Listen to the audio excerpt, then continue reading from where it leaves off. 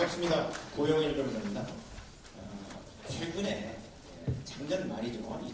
2018년 12월에 한동대학교와 숭실대학교에 대해서 국가인권위원회가 권고 결정을 내렸습니다. 학생들에 대한 징계를 취소하고 재발 방지 조치를 하고, 사안은 한동대에서는 우리 저에 있어서 성을 부정하는, 일반적인 생물학적인 성을 부정하는 젠더 이론을 주장하고 성매매를 성노동이라고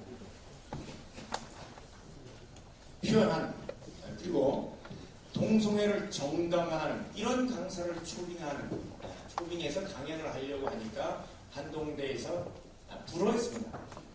그래서 그 학생에 대해서 징계를 내린 거에 대해서 징계 취소하고 다시는 그런 일을 하지 마라 이런 권고를 했고, 숭실대에서는 마찬가지로 다큐멘터리 하나를 상영을 하려고 했는데, 그 다큐멘터리는 동성 결혼에 대한 다큐멘터리를 상영하겠다는 거예요. 강당을 대관해서. 그 강당 대관하는 거를 숭실대학교에서 거부를 했습니다. 여기에 대해서 국가인권위원회가 다시는 그러지 마라, 징계도 취소하고. 그래서 이런 국가인권위원회는 인권을 침해한다는 이런 얘기를 하면서 인권이라는 이름으로 이 내용들이 이루어졌는데, 여기에 대해서 제가 이 기독교 사학과 관련된 이런 국가인권의 문제에 대해서 살짝 짚어보려고 합니다. 우선은 먼저 짚어보는 건 국가인권위원회의 이 인권 편향성이에요. 아까 우리 김원평 교수님께서 얘기를 잘 해주셨는데, 그 편향성의 부분에 대해서 생긴 이유부터 이제까지 해놓은 부분에서 너무 자세히 해서 제가 이 부분에 대해서는 굳이 두 번 언급할 필요는 없을 것 같은데, 제가 가진 이 교재는 48페이지 이후부터 있습니다. 우선 들 수 있는 것은 2017년도에 여러분 원비어라고 아시죠? 원비어 사태가 일어나서 원비어라는 청년이 미국에 오자마자 죽어버렸네요. 그 사태가 있고 나서 제가 국가인권위원회 자유화인권연구소 이름으로 질의를 했습니다.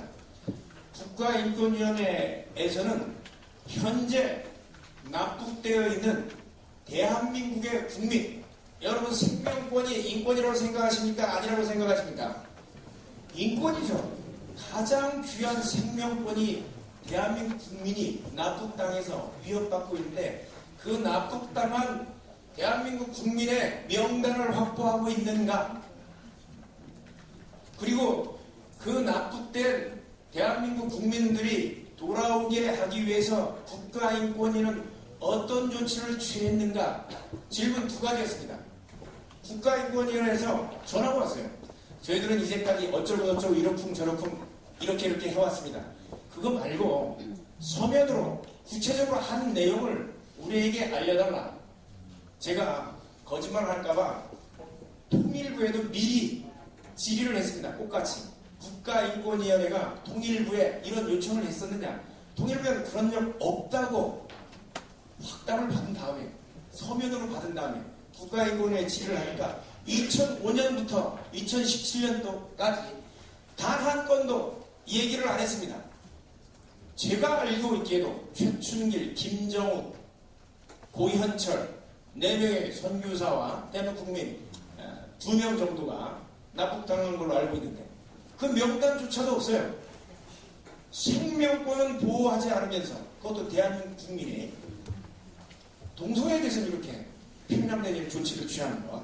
그래서 이런 인권위원들이 이런 편향성을 보면 이번 숭실대나 한동대에 대해서 그런 결론을 내는 건 아주 당연한 결과로 저는 생각이 됩니다.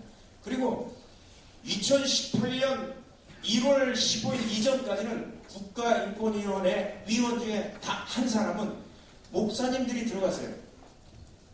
불교계는 현재 있습니다. 스님 한 분이 계세요.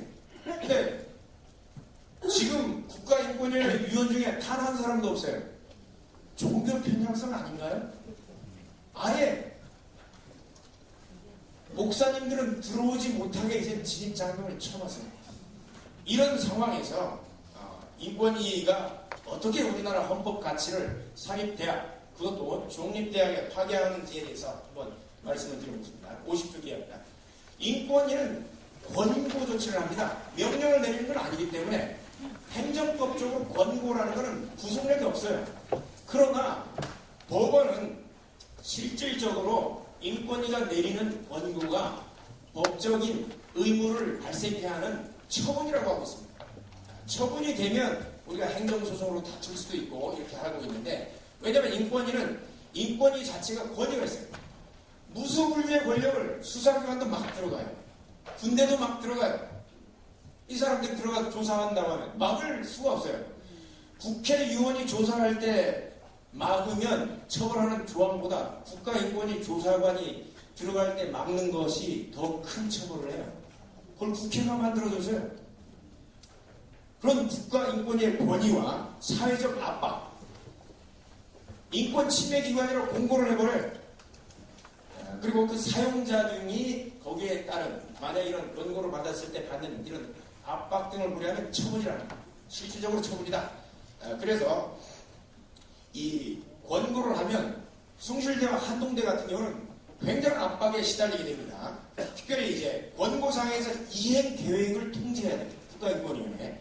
안 하면 왜 안 하는지 이유를 통지를 해야 됩니다. 그러니까 일반적인 국가기관 같은 경우는 이유까지 통지해야 되고 이행 계획 세워야 되기 때문에 이걸 그대로 이행하는 거예요.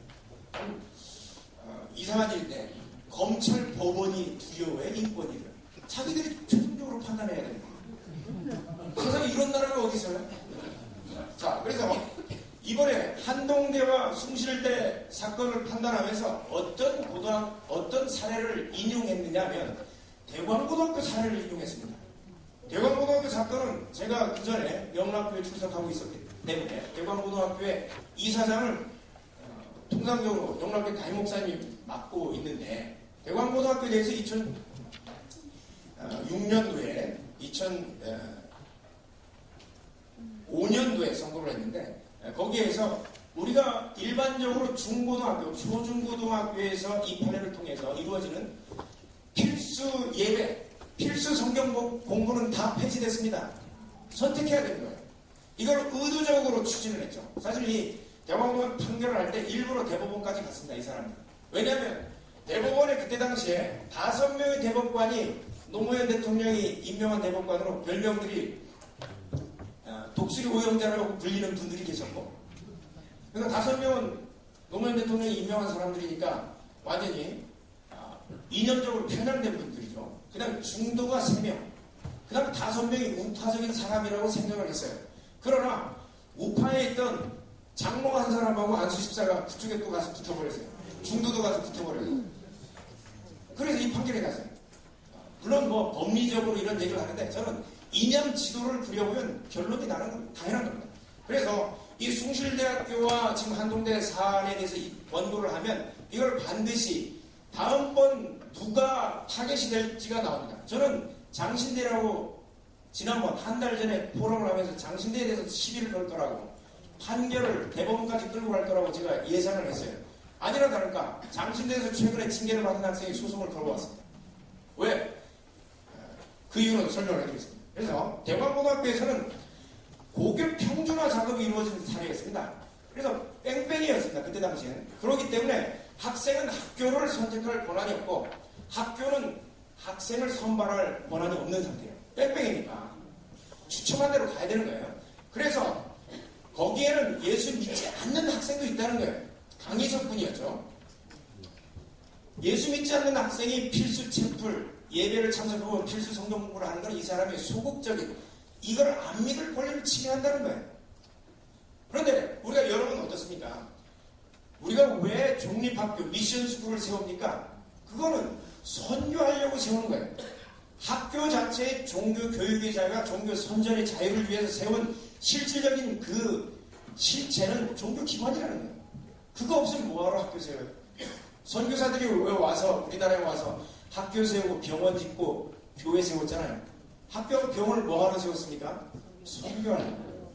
그래서 종교의 자유와 학생의 소극적인 그 종교를 안 믿을 권리가 충돌한다는 거예요. 맞습니다. 정확하게 판단하는 건데, 그런데 이거는 뺑뺑이니까 학교는 학생을 선발할 권한이 없는 거예요. 그런데 이제 학생의 학교를 선택할 권한, 이 부분을 더 강조해서 결국 이걸 위헌, 위법이라고 판단을 해버렸습니다. 그래서 이 판례를 가지고 숭실대와 한동대 판결을 했어요. 여러분, 고등학교 판례가 있고 대학교에 관련된 판례가 그런데 또 하나 있는 거예요. 숭실대 98년도에 대법원 판례가 있습니다. 숭실대학교도 마찬가지로 영락교회가 많이 관여를 하고 있어. 통상적으로 이사장을 영락교회 담임목사가 할 경우가 많죠. 그런데 98년도에 숭실대 학생 중에 한 사람이 이렇게 소송을 제기했습니다. 필수 성경 공부하고 필수 책풀이 졸업 요건으로 하는 건 헌법에 위반된다. 이렇게 소송을 제기했어요. 그러나 거기에 대해서 이렇게 판결을 했습니다. 53쪽입니다. 사립학교는 국공립학교와 달리 종교의 자유의 내용으로 종교교육 내지는 종교 선전을 할 수 있고, 왜? 학생이 선택해서 들어왔잖아요. 그 학교는. 학교는 인적, 물적 시설을 포함한 교육시설로서 학생들의 교육을 실시하는 것을 본질로 하며, 그 다음에 대학은 헌법상 자치권이 부여있다고 판결을 해서 결국 그 학생의 요구를 거절하고 이거 합법이다라고 했어요. 그래서 대학교에서는 필수 책풀과 필수 성경 공부가 여전히 합법입니다. 이거를 무너뜨리려고 지금 전쟁을 걸은 거예요. 두 사례의 차이는 뭐냐? 대학교 사례에서는 학생이 스스로 지원하고 학교도 스스로 학생을 선발할 권한이 있어요. 그러나 뺑뺑이 시절의 고등학교는 학교는 학생을 뺑뺑이 한 대로 해서 교육청이 맡기는 대로 교육시켜야 되고, 학생도 이 학교 가고 싶다고 해서 갈 수 있는 게 아니고 뺑뺑이 한 대로 가야 되는 거예요. 선택권이 없는 거예요. 하나는 선택권이 있고.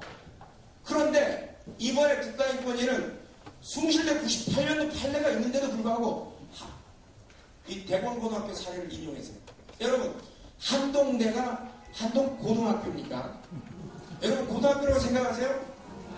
아니죠. 그런데 엄한 판결을 갖다 놓고 이렇게,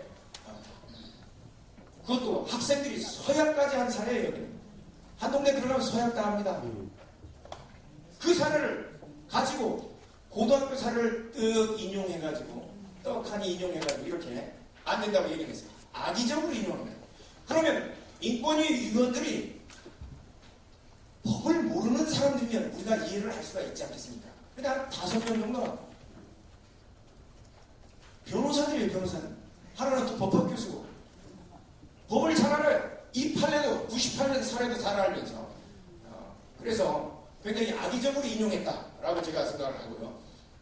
그리고 이 학생들의 종교의 자유와 여기서는 학생들의 양심의 자유 이런 얘기를 했어요. 그리고 표현의 자유와 대학의 종교의 자유 충돌이라고 하면서 결론을 내려놨어요.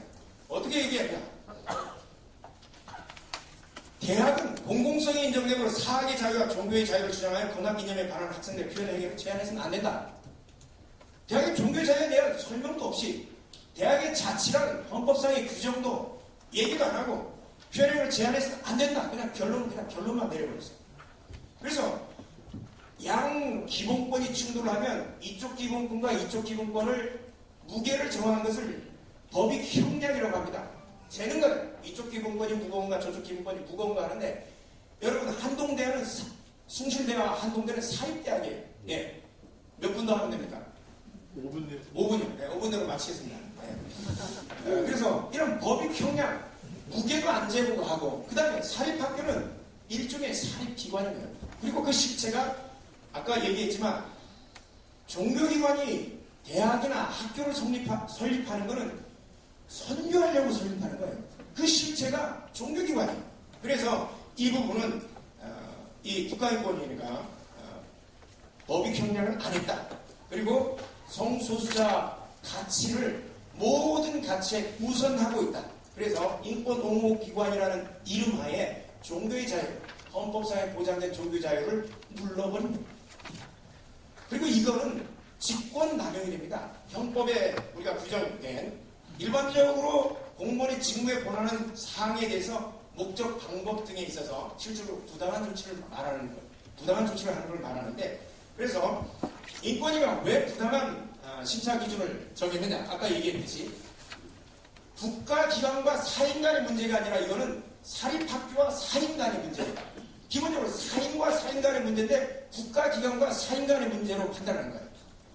한동대학교나 숭실대학교는 사립학교, 즉 사인인 거예요. 사인 간의 이 부분인데 국가기관과 사인 간의 문제로 판단했다는 거고, 그 다음에 악의적으로 대법원 판결을 인용했다는 겁니다. 그리고 큰 분란 행위를 했어요. 우리가 국립대학교 학생이 퇴학청을 받아도 이거는 법원에 제소를 할 수가 있습니다. 우리가 사인 간의 충돌이 일어날 때 해결하는 기관은 최종적으로 여러분 어디라고 생각합니까? 법원인 거예요. 법원으로 가지 않고 국가인권위가 이 결정을 내려버립니다. 지방법원. 박수를 칠 때는 형식을 갖춰서 큰 박수를 하시고, 그런 형식의 박수는 제가 조금 놀랍니다. 네. 하여튼 이렇게 해서 헌법상의 기관인 법원의 권한을 사실상 행사하지 못하게 하는 것과 똑같습니다. 그렇기 때문에 이거는 국헌 문란에 해당됩니다. 그 다음에 종교분리 원칙 얘기를 하잖아요. 인권위를 어떻게 했느냐? 기독교 정신이 모호하다고 했어요. 동성애를 반대하는 것에 대해서 국가인권위원회가 우리가 기독교 정신, 기독교 이념에 대해서 판단을 한 거예요. 아니 국가가 뭔데 기독교 교리에 대해서 판단을 해요? 이게 전형적인 종교분리 원칙에 반해서 국가기관이 종교기관에 개입한 겁니다. 그래서 헌법상에 보장된 종교분리 원칙에 반하고, 그 다음에 대학이라는 것은 고도로 헌법상의 학문의 자유를 위해서 자치권이 보장되어 있습니다. 그래서 98년도 숭실대 판결에서 그렇게 나온 거고요. 그래서 숭실대학교의 자치권을 완벽하게, 그리고 한동대의 자치권을 본질적인 내용으로 침해해버린 거예요. 그래서 건학이념에 따른 학생들을 가르치고 교육할 권한이 있고 시설을 규제 감독할 권리가 있는 거예요. 건학이념이 뭐예요? 기독교 건학이념인데 이거를 대학 공공성이라는 이름으로 들어가 버립니다. 어떻게 종교기관에 자기들이 개입을 해요. 그래서 제가 여기 국가인권위원장하고 위원 전원을 2월 19일 날 직권남용 혐의로 고발했습니다.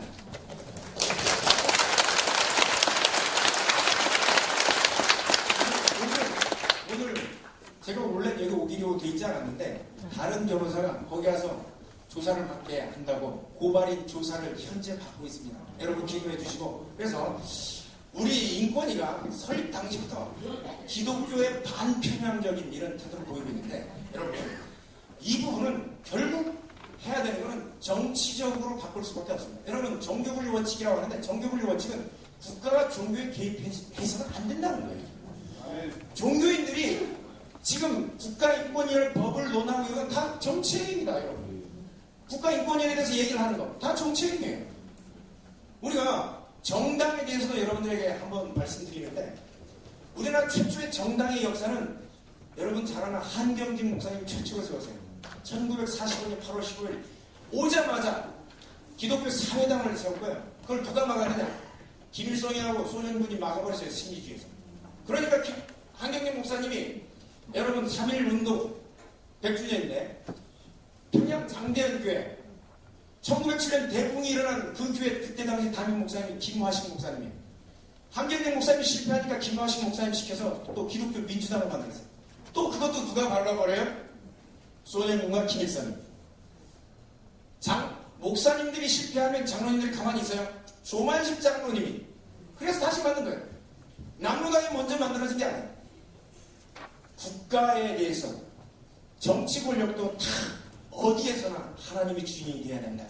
여러분들 그렇게 아시고, 하나님의 뜻을 너희는 모든 민족으로 제자를 삼아 아버지와 아들과 성령의 이름으로 세례를 주고 내가 너에게 분부한 모든 것을 어떻게 해요? 가르쳐 지키게 하라. 누구한테도?